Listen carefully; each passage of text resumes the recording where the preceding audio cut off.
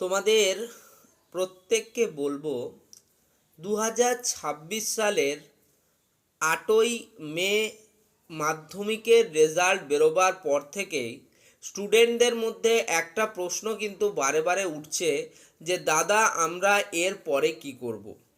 অনেকের ইচ্ছে রয়েছে যে তারা টেকনিক্যাল শিক্ষা যথাক্রমে আইটিআইয়ের সাথে নিজেদের সংযুক্ত করবে। অর্থাৎ অনেক স্টুডেন্ট যারা মাধ্যমিক সফলভাবে পাস করেছে বা উত্তীর্ণ হয়েছে এমন স্টুডেন্টরা কিন্তু তোমাদের আইটিআই বা ইন্ডাস্ট্রিয়াল ট্রেনিং ইনস্টিটিউট শিক্ষার সঙ্গে সরাসরি যুক্ত হতে চায়। তো তারা আমাকে জিজ্ঞেস করছে দাদা এর জন্য আমাদের কি করতে হবে। তো তোমাদের অলরেডি জানিয়ে রাখি যে তোমরা কিভাবে আইটিআই শিক্ষার সাথে যুক্ত হবে সে বিষয়ে আমার কিন্তু অনেক ভিডিও রয়েছে। তোমরা আমার চ্যানেল ভিজিট করলে সেই ভিডিওগুলো দেখলে তোমাদের পক্ষে সেটা অনেক ইম্পর্টেন্ট হবে।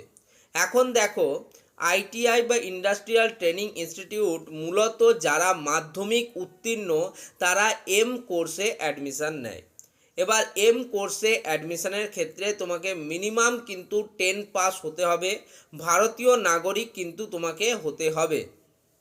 এবার দেখো, যে সমস্ত স্টুডেন্টরা এবছর মাধ্যমিক পাস করলে এবং আইটিআইয়ের এম গ্রুপে অ্যাডমিশান নেবে তাদের 2 বছরের জন্য কিন্তু আইটিআই শিক্ষার সাথে সংযুক্ত হতে হবে। এখন তোমাদের আইটিআই 2026-এর জন্য যে ফর্ম ফিল আপ প্রক্রিয়া সেটা কিন্তু অলরেডি শুরু হয়ে গিয়েছে এবং সবার প্রথমে তোমাদের করতে হবে রেজিস্ট্রেশন প্রক্রিয়া। আইটিআইয়ের জন্য তোমরা কিভাবে রেজিস্ট্রেশন করবে তার কমপ্লিট ভিডিও আমার চ্যানেলে রয়েছে, তোমরা সেখান থেকে দেখে নিতে পারো। তোমাদিকে বলে রাখি, একটি মাত্র কমন অ্যাডমিশন পোর্টালের মাধ্যমে আইটিআই এবং পলিটেকনিক স্টুডেন্টদের ভর্তি প্রক্রিয়া কিন্তু চলছে। তার প্রারম্ভিক ধাপে রেজিস্ট্রেশনের জন্য তোমার কাছে যে জিনিসগুলো থাকতে হবে সেটা হচ্ছে তোমার একটা অ্যাক্টিভ মোবাইল নাম্বার থাকতে হবে, যেটা কিন্তু তোমার মোটামুটিভাবে কলেজ অ্যাডমিশন পর্যন্ত চালু থাকবে। মোটামুটি ধরো এই মে মাস থেকে শুরু করে সেটাকে অ্যাক্টিভ রাখতে হবে তোমার ডিসেম্বর অবধি।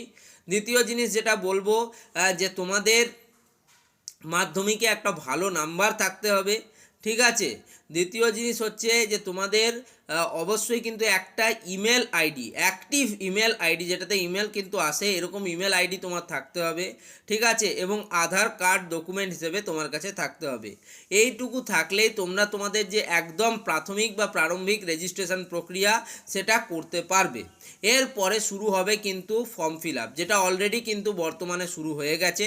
তবে তোমরা যারা প্রথমবার ফর্ম ফিল আপে যাবে তাদের সবার প্রথমে নিজেদিকে রেজিস্ট্রেশনটা করতে হবে, ঠিক আছে। তারপরে তোমরা ফর্ম ফিল আপ করতে পারবে।